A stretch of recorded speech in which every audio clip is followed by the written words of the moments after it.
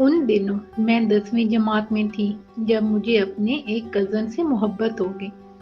मैंने इसको चिट्ठी लिख दी जो बदकिस्मती से शाकिर की बजाय इसकी माँ ने वसूल कर ली। ममानी वो चिट्ठी लेकर अम्मी के पास आई और बोली कि नसीम, तुम्हारी लड़की ने मेरे शाकिर को चिट्ठी लिखी है। वो तो शुक्र करो कि मेरे हाथ लग गई। किसी और के हाथ पड़ जाती तो सोचो कि तुम्हारी हमारी कैसी सबकी होती। बस फिर क्या था, हमारी अम्मा का तो ऐसा पारा चढ़ा कि बावर्च के सामने ही हमको दंग कर रख दिया। बोली, हाथ भर की छोकरी अभी ठीक से पर भी निकले नहीं और हवाओं में उड़ने लगी है। खबरदार जो आइंदा ऐसी हरकत की, तुम्हारे अब्बा को कहकर न सिर्फ तुम्हारा स्कूल जाना बंद करवा दूंगी, बल्कि किसी भी ऐरे गैरे से रिश्ता करके तुझको कुएं में धक्का दे दूंगी। अपनी बेइज्जती का शदीद एहसास और इनकी मार ही काफी थी। इसके बाद इश्क का भूत ऐसा सर से उतरा कि फिर कभी किसी का ख्याल तक दिल में ना लाई। बस पढ़ाई से मतलब रखा और एफए का नतीजा आते ही अम्मा ने मेरा रिश्ता एक अच्छे घराने में तय कर दिया। यूं मैं ब्याह कर अपने असली घर आ गई। वो बचपन की नादानी जिसको हम मोहब्बत समझते थे, दिलो ज़ेन से हरफ गल्त की तरह मिट चुकी थी। शादी के बाद पता चला असल जिंदगी क्या होती है। अपना प्यारा घर, अपनी जन्नत जिस पर औरत एक मलका की तरह राज करती है। मुझे तो अली ने वो मोहब्बत दी कि मैं सारे जहान को भूल गई। दुनिया की हर आसाइश मेरे जीवन साथी ने मेरे लिए मुहैया की थी। अल्लाह ताला ने औलाद की नेमत से भी नवाज दिया तो सभी अरमान पूरे हो गए। जिंदगी बड़े सुकून से गुजर रही थी। शादी को 13 वर्ष गुजर गए और इतने सालों के गुजर जाने का पता भी ना चला। एक रोज शॉपिंग को निकली तो मुझे मारिया मिल गई। 13 वर्ष बाद इसे देखा, पहचानने में दिक्कत हुई। वो किस कदर बदल चुकी थी। गोरी रंगत सांवला गई थी, तारों ऐसी रोशन आंखें बुझ गई थीं और इनके गिर्द स्याह हल्के नजर आ रहे थे। ये तुम्हें क्या हुआ है? मैंने हैरत से सवाल किया। तुम तो शोला जवाला हुआ करती थी। पहले शादी, फिर बच्चा, फिर मियाँ की बेवफाई, तलाक और आखिर में सब कुछ खत्म। इसने हाथ मलते हुए ठंडी सांस ली। ऐसा क्यों हुआ? तुमने अपने शौहर से क्या तगाफुल बरता? मोहब्बत की शादी और फिर सब कुछ खत्म? मैंने तगाफुल कभी ना बरता। वो ही बेवफा था। आखिर कहीं तो तुमसे कुताही हुई है। आरिफ तो तुम पर जान निछावर करते थे। हाँ, पहले मुझ पर जान निछावर करते थे, फिर किसी और मुझसी पर मर मिटे। ये मैं नहीं मान सकती। तुमने शादी के बाद इस बात का ख्याल नहीं रखा होगा कि अब भी इनको तुम्हारी पहली जैसी मोहब्बत चाहिए। जब बच्चे हो जाते हैं, औरतें खामद को नजरअंदाज करने लगती हैं और बच्चों में लग जाती हैं। तभी अक्सर मर्द बीवी को छोड़ बाहर कहीं राहत तलाश करने लगते हैं। मैं तो यही कहूंगी कि तुमने अपने शौहर को पहली जैसी मोहब्बत क्यों ना दी कि बेवफाई की नौबत आई। मर्दों को अपनी बीवियों की मोहब्बत की जरूरत शादी के बाद नहीं रहती। वो तलखी से बोली। तब वो मुझे एक आम सी औरत दिखाई दी, वो गाफिल जो अपने शौहर के सुख का ख्याल नहीं करती। फिर जब वो उनको खो देती हैं तो आंसू बहाने लगती हैं। तभी मारिया ने दुखी होकर मुझे सारा हाल कह सुनाया। शौहर बिजनेसमैन था। पहले बहुत मोहब्बत भरा सलूक था इसका। बाद में अपने दफ्तर में मुलाजिम एक हसीना से ब्याह रचा लिया और इसे बेयारो मददगार छोड़ दिया है। वो फिर आंसू गिराने लगी कि सारे मर्द ही बेवफा होते हैं।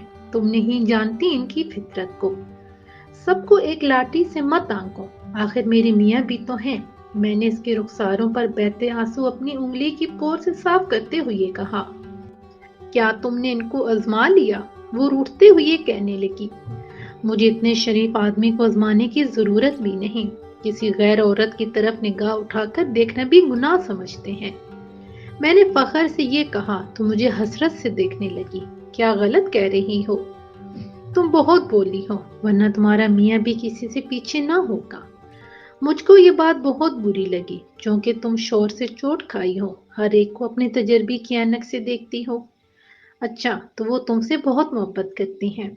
इसने शक भरी निगाहों से मुझे देखकर कहा। बेहद, तुम सोच भी नहीं सकती। तभी वो रोते रोते हंस पड़ी। اس کی زہر خان ہنسی مجھے سخت ناگوار گزری۔ اپنی توہین محسوس کرتے ہوئے میں نے کہا، ماریا تم اپنے شوہر سے دھوکہ کھا کر کتنی متعصب ہو گئی ہو، میرے علی کو بھی سب مردوں جیسا سمجھی ہو، حالانکہ وہ سب سے الگ ہیں۔ کیا تم ان کو آزمانا چاہتی ہو؟ اگر آزمانا بھی چاہوں تو کیسے آزماؤں؟ میں بتاتی ہوں، انہوں نے مجھے نہیں دیکھا، میں ان کے آفس میں ملازمت کے بہانے جاؤں گی، ٹھیک؟ اور وہاں کی تمام رپورٹ تم کو لا کر دوں گی۔ ٹھیک ہے، جاؤ تم، یہ لو ان کا کارڈ، پتہ، فون نمبر، سبھی کچھ لکھا ہے اس پر۔ اس نے کارڈ اپنے پرس میں رکھ لیا۔ 4 دن بعد اس نے مجھے ٹیلی فون کیا کہ میں آ رہی ہوں۔ گھر آ کر کہنے لگی، محترمہ تمہاری خوش فہمی ٹوٹی، سن لو کہ تمہارے میاں وہ نہیں ہیں جیسا کہ تم ان کو سمجھتی ہو، وہ آج مجھے اپنے ساتھ ریسٹورانٹ میں کھانا کھلانے لے جا رہے ہیں۔ جھوٹ ہے یہ، میں نے یوں کہا جیسے کسی بچھو نے مجھے ڈنگ مار دیا ہو۔ میرے صبر کا امتحان نہ لو، صبر سے کام لو جانا، ابھی سنائی دیتی ہوں صداقت۔ اس نے اپنے موبائل سے نمبر ملایا اور مائک کھول دیا۔ دیکھیے اب بہانہ مت بنائیے گا، آپ ضرور چلیں گی، کہاں ہیں آپ؟ علی کی آواز سنائی دی۔ میں بہت دور ہوں اس وقت، ماریا بولی، مجھے جگہ بتا دو، پک یہ لیتا ہوں۔ نوکری کی بات کرنی ہے فون پر بتا دیں۔ اس کی تم فکر نہ کرو، وہ مل جائے گی۔ تم ایسی خوبصورت خاتون کو بھلا نوکری کی کیا ضرورت ہے؟ ہم خود خادم ہیں آپ کے۔ اپنے کانوں پر یقین نہ آیا، میں اس سے زیادہ برداشت نہ کر سکتی تھی۔ میری حالت غیر ہوتے دیکھ کر ماریا نے فون بند کر دیا۔ میرا چہرہ سفید اور ہاتھ پاؤں ٹھنڈے دیکھ کر وہ بولی، بس آزمائش یہیں تک یا جھوٹے کو اس کے گھر تک پہنچا کر دم لو گی؟ آگے بھی دکھاؤں ڈرامہ؟ دیکھنا چاہتی ہوں، میرا علی کس حد تک جا سکتا ہے؟ اچھی طرح سوچ لو، رزلٹ بہت زیادہ خراب بھی نکل سکتا ہے، اور تم بچوں والی عورت ہو۔ پرواہ نہیں، میں نے ہمت سے کام لیا، حالانکہ دل بیٹھا جا رہا تھا، تو پھر ٹھیک ہے، دل کو کمزور مت پڑنے دینا۔ یہ بڑا مشکل مرحلہ تھا، میں نے زبان سے کچھ نہیں کہنا تھا اور دل پر بھی قابو رکھنا تھا، رویہ بھی نہ بدلنا تھا، پھر بھی مزاج کی بے کیفی کو چھپا نہ سکی تھی۔ علی نے کئی بار پوچھا، میری جان کو کیا ہوا تم کو؟ اس قدر چپ چپ کیوں رہنے لگی ہو؟ طبیعت تو ٹھیک ہے، ٹھیک ہوں، آپ میری فکر نہ کریں، بچے تھکا دیتے ہیں۔ ہفتے بعد ماریا نے رپورٹ دی، آج ہم اور تمہارے وفادار میاں سیر کو جا رہے ہیں، اگر دیکھنا چاہو تو ساحل سمندر پر آ جانا۔ میں احمقوں کی طرح پوچھتی، اچھا تو کیا واقعی میں آ جاؤں؟ مگر ساحل سمندر پر کس جگہ؟ اور وہ ہنسنے لگی، بے وقوف مت آنا ورنہ سارا کھیل خراب ہو جائے گا۔ میں ایسا کروں گی کہ تمہارے میاں کی باتیں ٹیپ کر کے تم کو سنا دوں گی۔ وہ باتیں ٹیپ کر کے لے آئی۔ میں نے ایک بار سنا، دوبارہ سننے کا یارا نہ رہا۔ دل کا درد اتنا بڑھ گیا کہ سانس لینا مشکل لگ رہا تھا، اندر سے دل ریزہ ریزہ تھا اور اوپر سے پھیکی ہنسی ہنس رہی تھی۔ جب وہ کہتے میری جان میری پیاری تو ان کی باتوں کے جواب میں دل الٹتے لگتا اور روح ٹکڑے ٹکڑے ہوتی محسوس ہوتی۔ میری ذات میں ایسا تناؤ پیدا ہو جاتا جیسے ابھی اسی لمحے ذرے ذرے ہو کر فضا میں بکھر جاؤں گی۔ ماریا کی ہمدردی حاصل کرنے کے لیے میرے جیون ساتھی نے اس کے سامنے میری کتنی برائی کی تھی۔ ایک دن وہ مجھے اپنے گھر لے گئی اور علی کے ہاتھ کے لکھے ہوئے اشعار دکھائے، محبت بھرے خطوط بھی سامنے رکھ لیے۔ بولی اب بتاؤ مرد بے وفا ہوتا ہے کہ نہیں؟ ایسے تو عورتیں بھی بے وفائی کی مرتکب ہوتی ہیں۔ میں نے اپنی انا کی سلامتی کی خاطر ڈٹھائی سے کام لیا، تبھی اس نے کچھ تحفے میرے سامنے لا کر ڈالے، چاہو تو ان کو لیتی جاؤ، پوچھ لینا کس دکان سے خریدے ہیں اور کس کو دیے تھے۔ خدا را بس کرو، میرے صبر کا پیمانہ لبریز ہو چکا تھا، یہ کافی ہے یا اور بھی کچھ؟ یہ کہتے ہوئے اس نے ایک رسالہ مجھے پکڑا دیا، بولی اس کو گھر جا کر دیکھ لینا، آج ہی مجھے دیا تھا، میں نے 1-2 صفحے ہی پلٹے اور اس کو پھاڑ کر وہیں پھینک دیا اور کہا کہ بس ماریا بس، تم سچی ہو اور میں بے وقوف ہوں، واقعی مرد کا اعتبار نہیں۔ گھر آ کر میں پھوٹ پھوٹ کر روئی، کیا ہو گیا تھا مجھے؟ کیوں پاگل بنی؟ کیوں آزمایا تھا میں نے؟ میری جنت کو کس کی نظر لگ گئی؟ میری تو ساری خوشیاں ہی خاکستر ہو گئی کھیل ہی کھیل میں۔ ماریا کا فون آ گیا، مجھے معاف کر دو میری دوست۔